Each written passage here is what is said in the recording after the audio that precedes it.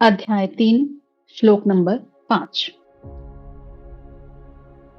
न हि कश्चित् क्षणमपि जातो तिष्ठत्य कर्मकृत् कार्यते ह्यवशः कर्म सर्वः प्रकृतिजैर्गुणैः। अर्थ, कोई भी मनुष्य एक क्षण के लिए अकर्मा नहीं रह सकता। वास्तव में सभी प्राणी प्रकृति द्वारा उत्पन्न तीनों गुणों के अनुसार कर्म करने के लिए विवश होते हैं। व्याख्या। कुछ लोग सोचते हैं कि कर्म का संबंध केवल व्यावसायिक कार्यों का निष्पादन करने से है, न कि दिनचर्या संबंधी कार्य जैसे कि खाना, पीना, निद्रा, जागना और विचार करना। इसलिए प्रायः ऐसे लोग जब अपना व्यवसाय छोड़ देते हैं तब वह यह समझते हैं कि वे कर्म नहीं कर रहे हैं। लेकिन श्री कृष्ण कहते हैं कि शरीर, मन और वाणी द्वारा निष्पादित की जाने वाली सभी गतिविधियां कर्म करने के समान हैं। इसलिए वे अर्जुन को बताते हैं कि एक क्षण के लिए भी पूर्ण रूप से निष्क्रिय रहना असंभव है।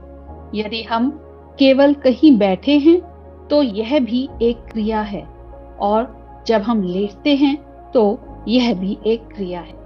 यदि हम निद्रा में होते हैं तब भी मन स्वप्न देखने में व्यस्त हो जाता है। यहाँ तक कि जब हम गहन निद्रा में चले जाते हैं तब भी हमारे हृदय और शरीर के अन्य अंग कार्य करते रहते हैं। इस प्रकार से श्री कृष्ण स्पष्ट करते हैं कि किसी भी मनुष्य के लिए पूर्णतया अकर्मा रहना असंभव है, क्योंकि शरीर और मन, बुद्धियुक्त मानव तंत्र अपनी प्रकृति द्वारा निर्मित तीन गुणों सत्व, रज, तम के अधीन संसार में कार्य करने के लिए विवश होता है। श्रीमद् भागवतम में भी इसी प्रकार का श्लोक है। न हि कश्चित् क्षणमपि जातो तिष्ठत्य कर्मकृत् कार्यते ह्यवशः कर्म गुणैः स्वाभाविकैः बलात्। श्रीमद् भागवतम 6.1.53। कोई भी मनुष्य एक क्षण के लिए अकर्मा नहीं रह सकता। सभी जीव अपने प्राकृतिक गुणों द्वारा कर्म करने के लिए बाध्य होते हैं। श्लोक 6।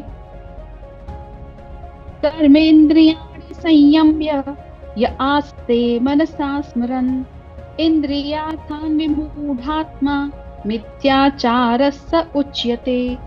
अर्थ, जो अपनी कर्मेंद्रियों के बाह्य घटकों को तो नियंत्रित करते हैं, लेकिन मन से इंद्रियों के विषयों का चिंतन करते हैं, वे निस्संदेह स्वयं को धोखा देते हैं और पाखंडी कहलाते हैं। व्याख्या। सन्यासी जीवन के प्रति आकर्षित होकर लोग प्रायः अपने कर्मों का परित्याग कर देते हैं और बाद में उन्हें ज्ञात होता है कि उनका वैराग्य सांसारिक विषय भोगों से विरक्त रहने के लिए अपेक्षित अनुपात के अनुरूप नहीं है। इससे मिथ्याचरिता की ऐसी स्थिति उत्पन्न होती है जहां लोग स्वयं बाह्य दृष्टि से आध्यात्मवादी होने का ढोंग करते हैं, जबकि आंतरिक रूप से निकृष्ट मनोभावों के साथ अधम उद्देश्यों के लिए जीवन निर्वाह करते हैं। इसलिए संसार में कर्मयोगी के रूप में संघर्ष करना पाखंडपूर्ण सन्यासी जीवन व्यतीत करने से श्रेष्ठ है। अपरिपक्व अवस्था में संन्यास लेकर अपने जीवन की समस्याओं से दूर भागना आत्मा के उन्नयन की यात्रा में आगे बढ़ने का उपाय नहीं है। संत कबीर ने कहा है, मन ना रंगाए हो रंगाए योगी कपड़ा, जतवा बढ़ाए योगी धुनिया रमौले, दढ़िया बढ़ाए योगी बनी गएले बकरा। हे तपस्वी योगी, तुमने अपने वस्त्रों को भगवा गहरे पीले रंग में रंग से रंगवा लिया है, किंतु तुमने अपने मन को वैराग्य के रंग से रंगने पर ध्यान नहीं दिया। स्वयं को सन्यासी दर्शाने के लिए तुमने प्रतीक के रूप में अपने केश बढ़ा लिए हैं और अपने शरीर पर राख मल ली है, किंतु भीतर से समर्पण भाव के बिना बाहरी रूप से मुख पर दाढ़ी बढ़ाकर अपना रूप बकरे जैसा बना लिया है।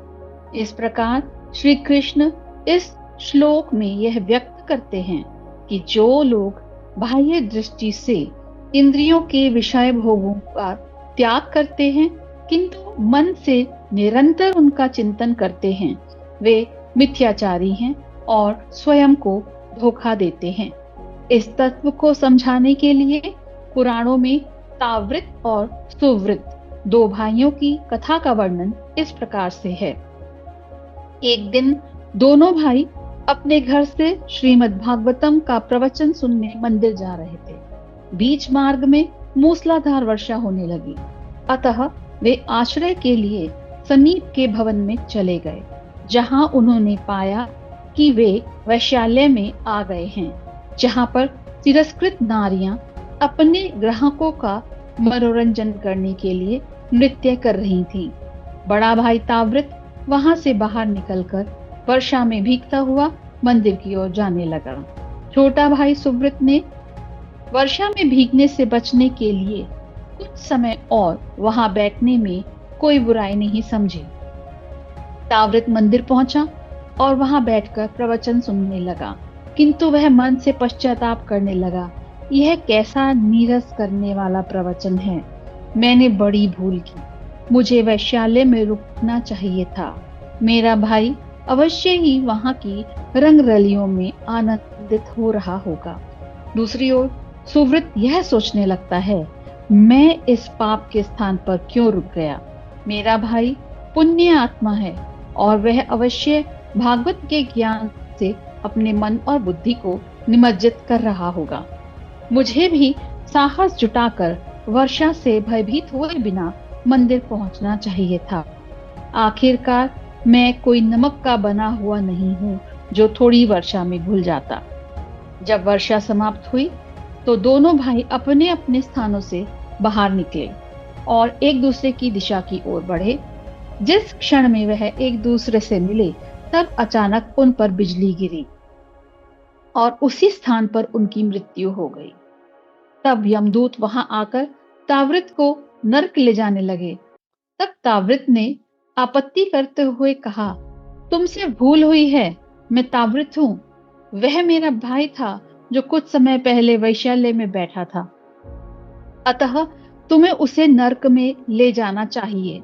यमदूतों ने उत्तर दिया, हमने कोई भूल नहीं की। तुम्हारा भाई वहां वर्षा से बचने के लिए बैठा था, किंतु उसका मन भागवत के प्रवचन में तल्लीन था। दूसरी ओर प्रवचन सुनते समय तुम्हारे मन में वैश्यालय में ठहरने की लालसा उत्पन्न हो रही थी। तावृत ने एकदम वैसा ही किया जैसा कि श्री कृष्ण ने इस श्लोक में व्याख्या की है।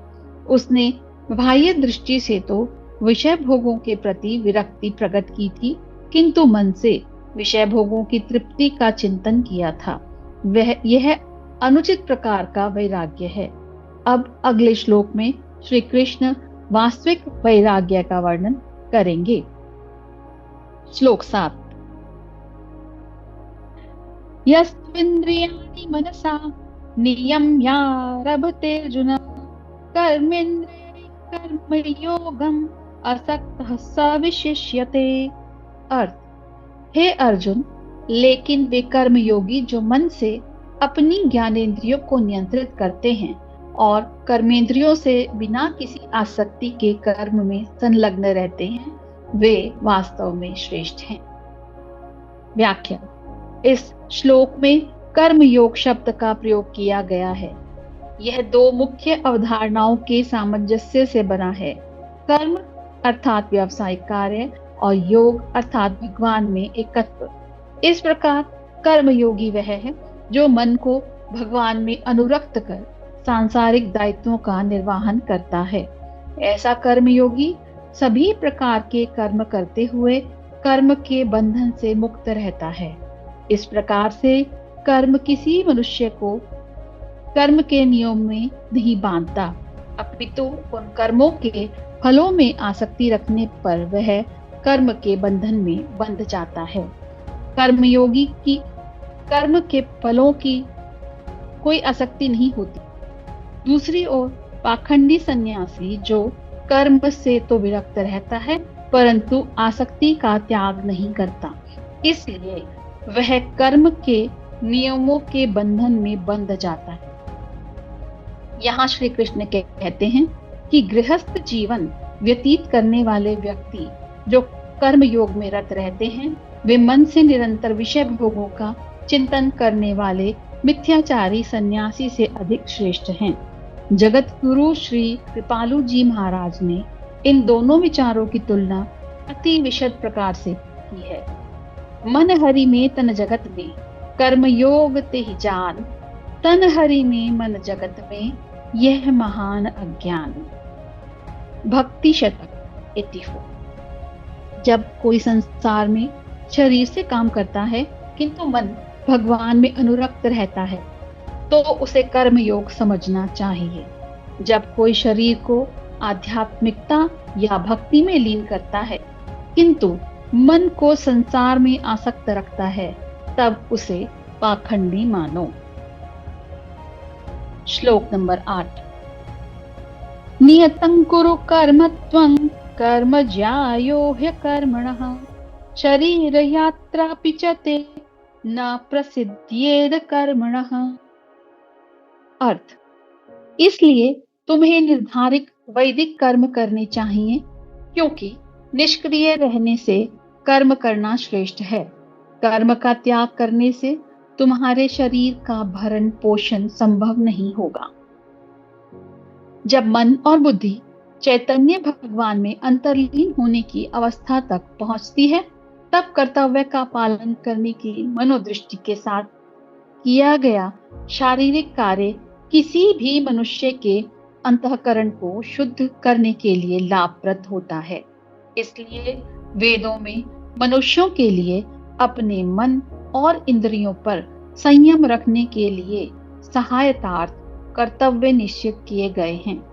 वास्तव में आलस्य का वर्णन आध्यात्मिक मार्ग के फंदे के रूप में किया गया है। आलस्य ही मनुष्याणां शरीरस्थो महान रिपुः नास्त्युद्यम समो बंधु कृत्वा यम्ना वसीदति। आलस्य मनुष्य का सबसे बड़ा शत्रु है और क्योंकि यह घातक शत्रु विशेष रूप से उसके शरीर में निवास करता है, कर्म मनुष्य का विश्वस्त मित्र है और उसे निश्चित रूप से अधःपतन से बचाता है। मुख्य शारीरिक गतिविधियां जैसे भोजन ग्रहण करना, स्नान करना तथा शरीर को स्वस्थ बनाए रखने के लिए कर्म करना अनिवार्य होता है। इन अनिवार्य कर्मों को नित्य कर्म कहा जाता है। शरीर को सुचारू रूप से क्रियाशील रखने से संबंधित इन मुख्य क्रियाओं की उपेक्षा करना उन्नति का सूचक नहीं है, अपितु आलसी होने का संकेत है जो मन और शरीर दोनों को क्षीण और दुर्बल करता है। दूसरी ओर शरीर की सुचारू देखभाल और पोषण करना आध्यात्मिकता के मार्ग का निश्चयात्मक योजक है। इस प्रकार अकर्मण्यता की अवस्था न तो भौतिक और न ही आध्यात्मिक उपलब्धि के अनुकूल होती है। अपनी आत्मा के उत्थान के लिए हमें अपने कर्तव्यों को अंगीकार करना चाहिए जो हमारे मन और बुद्धि को उन्नत और पवित्र करने में सहायता करते हैं। श्लोक नंबर 9। यज्ञार्थात् कर्मणोऽन्यत्र लोकोऽयं कर्म बन्धनः तदर्थं कर्म कौन्तेय मुक्त संगः समाचर। अर्थ, परमात्मा के लिए यज्ञ के रूप में कर्मों का निष्पादन करना चाहिए, अन्यथा कर्म इस भौतिक संसार में बंधन का कारण बनेंगे। इसलिए हे कुंती पुत्र, भगवान के सुख के लिए और फल की आसक्ति के बिना अपने नियत कर्म करो। व्याख्या। डाकू हत्या करने के प्रयोजन से चाकू का प्रयोग करता है, जबकि एक सर्जन उसी चाकू का प्रयोग एक उपकरण के रूप में लोगों का जीवन बचाने के लिए करता है। यह चाकू स्वयं न तो किसी की हत्या करता है और न ही किसी के जीवन की रक्षा करता है। इसके प्रभाव का परिणाम इसका प्रयोग करने के प्रयोजन से ज्ञात होता है। जैसा कि शेक्सपियर ने कहा है, कोई भी कर्म बुरा या अच्छा नहीं होता, किंतु हमारी सोच इन्हें ऐसा बनाती है। इसी प्रकार से कर्म अपने आप में शुभ या अशुभ नहीं होता। मनुष्य की मनोदशा के अनुसार यह बंधन या उत्थान का कारण हो सकता है। इंद्रिय सुख भोगों और अपने अहम की तुष्टि के लिए किया गया कार्य भौतिक संसार में बंधन का कारण होता है, और भगवान के सुख के लिए यज्ञ के रूप में किया गया कर्म माया के बंधनों से मुक्त करता है तथा भगवान की दिव्य कृपा प्राप्त करने की ओर उत्साहित करता है। क्योंकि कर्म करना हमारी प्रकृति है और हम दो प्रकार के कार्यों में किसी एक को करने के लिए बाध्य होते हैं। हम एक क्षण के लिए भी अकर्मा नहीं रह सकते, क्योंकि हमारा मन खाली नहीं रह सकता। अगर कोई भी कार्य हम भगवान को अर्पण किए बिना करते हैं, तब हम अपने मन और इंद्रियों की तुष्टि के लिए कार्य करने के लिए विवश होंगे। जब हम किसी कार्य को समर्पण की भावना से संपन्न करते हैं, तब हम यह पाते हैं कि यह सारा संसार, उसमें व्याप्त सभी वस्तुएं भगवान से संबंधित हैं और उनका उपयोग भगवान की सेवा के लिए ही है। भगवान राम के वंशज के पूर्वज राजा रघु द्वारा इसका उच्च आदर्श स्थापित किया गया। रघु ने विश्वजीत यज्ञ का अनुष्ठान किया, जिसमें अपने स्वामित्व की सभी वस्तुएं और धन संपदा परोपकार के लिए दान में देना आवश्यक होता है। सविश्वजितम आहवय यज्ञम सर्वस्य दक्षिणम आदानम ही विसर्गाय सताम वारिमुवाच। रघुवंश 4.86। व्याख्या। रघु ने इस भावना से यज्ञ किया, जिस प्रकार बादल पृथ्वी से अपने सुख के लिए जल एकत्रित नहीं करते, अपितु वर्षा के रूप में उसे पृथ्वी को लौटा देते हैं। इसी प्रकार राजा द्वारा जनता से कर के रूप में इकट्ठा की गई धन संपदा उसके सुख के लिए नहीं होती, अपितु भगवान के सुख के लिए होती है। इसलिए उन्होंने अपनी धन संपदा को भगवान के सुख के लिए अपने नागरिकों की सेवा में अर्पित करने का निर्णय लिया। यज्ञ के पश्चात रघु ने अपनी सारी संपत्ति अपनी प्रजा को दान दे दी और फिर वह भिखारी के भेष में मिट्टी का पात्र उठाकर भिक्षा के लिए निकल पड़े। जब वह एक वृक्ष के नीचे विश्राम कर रहे थे, तब उन्होंने कुछ लोगों द्वारा किए जा रहे इस वार्तालाप को सुना। हमारा राजा अत्यंत परोपकारी है। राजा ने अपना सर्वस्व दान कर दिया। रघु को अपनी प्रशंसा सुनकर दुख हुआ और वह बोले, तुम क्या चर्चा कर रहे हो? उन्होंने उत्तर दिया, हम अपने राजा का गुणगान कर रहे हैं। हमारे राजा जैसा दानी इस संसार में कोई दूसरा नहीं है। रघु ने कहा, पुनः ऐसा न कहना, रघु ने कुछ भी दान नहीं किया। तब उन्होंने कहा, तुम किस प्रकार के मनुष्य हो जो हमारे राजा की बुराई कर रहे हो?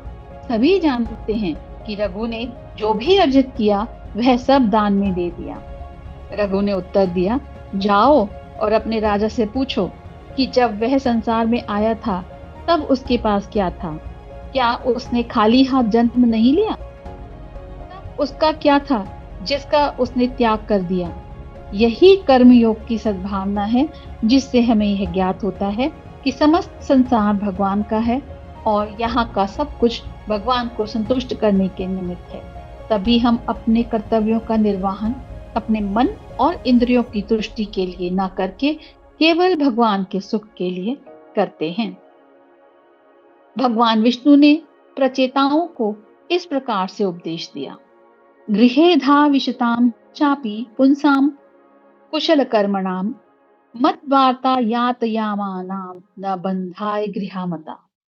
श्रीमद् भागवतम 4.30.19। अर्थ, सच्चे कर्म योगी अपनी गृहस्थी के कार्यों को पूरा करते हुए अपने सभी कार्यों को मेरे यज्ञ के रूप में करते हैं और मुझे सभी कर्मों का भोक्ता बनाते हैं। उन्हें जब भी खाली समय मिलता है, तब उस समय वे मेरी महिमा का श्रवण एवं गायन करते हैं।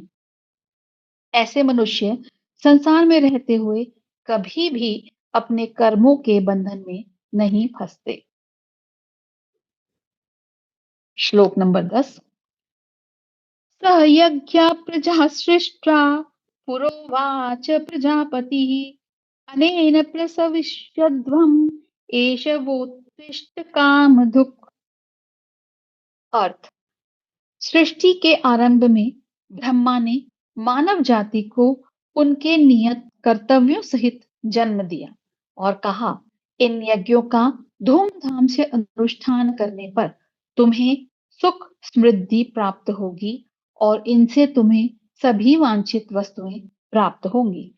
व्याख्या, प्रकृति के सभी उपादान भगवान की सृष्टि की प्रक्रिया के अभिन्न अंग हैं। भगवान की सृष्टि के समस्त उपादान स्वाभाविक रूप से जो भी सृष्टि से प्राप्त करते हैं, उन्हें वे पुनः परम भगवान की सृष्टि को लौटा देते हैं। सूर्य पृथ्वी के अस्तित्व को बनाए रखने और जीवन निर्वाह करने के लिए ताप और प्रकाश की व्यवस्था करता है। भूमि अपनी मिट्टी से हमारे पालन पोषण के लिए खाद्य पदार्थ उत्पन्न करती है और उत्तम जीवन शैली के लिए अपने गर्भ में आवश्यक खनिज पदार्थों को समाये रखती है। वायु हमारे शरीर में प्राण शक्ति को संचालित करती है और ध्वनि की शक्ति को प्रसारण के योग्य बनाती है। हम मानव भी भगवान की सृष्टि रचना के अभिन्न अंग हैं। वायु द्वारा हम सांस लेते हैं, धरती जिस पर हम चलते हैं, जिस जल का हम सेवन करते हैं, और सूर्य का प्रकाश जो हमारे जीवन को प्रकाशित करता है। ये सभी हमारे लिए भगवान की सृष्टि के अद्भुत उपहार हैं। जिस प्रकार हम अपने जीवन को बनाए रखने के लिए इन उपहारों का उपयोग करते हैं, उसी प्रकार से हमें अपने नियत कर्तव्यों का निष्पादन करते हुए सृष्टि में व्याप्त प्रकृति द्वारा प्रदत्त शक्तियों का उपयोग भगवान की सेवा के प्रति करके उनके प्रति अपनी कृतज्ञता प्रकट करनी चाहिए। ऐसे ही यज्ञ की अपेक्षा भगवान हम मनुष्यों से करते हैं।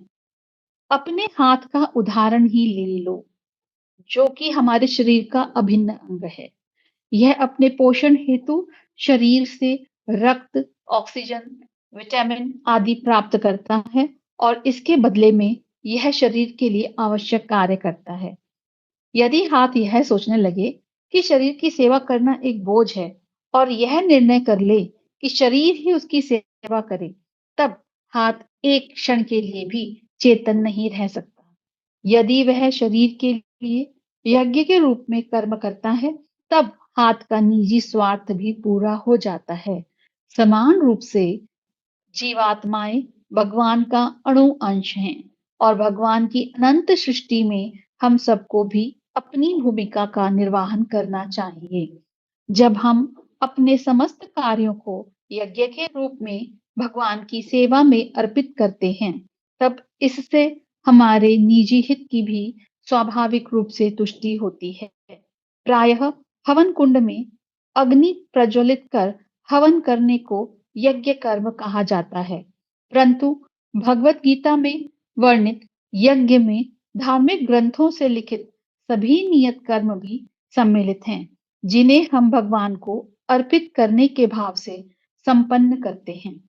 आज जो मेरी अंडरस्टैंडिंग है कि अपना ध्यान भगवान में लगाना चाहिए और हम जो भी काम करते हैं, हम अपने लिए नहीं करके कुछ भी जो काम करते हैं, अगर हम भगवान को समर्पण कर दें, तो वो काम हमारा भगवान जी ही संभाल लेते हैं। और जो हमारी अपनी ड्यूटीज हैं, गृहस्थ धर्म है, अपने बच्चों का पालन पोषण करना है, घर की जो जिम्मेदारी है, उनके साथ पहले वो प्रायोरिटी है। इस समय पर।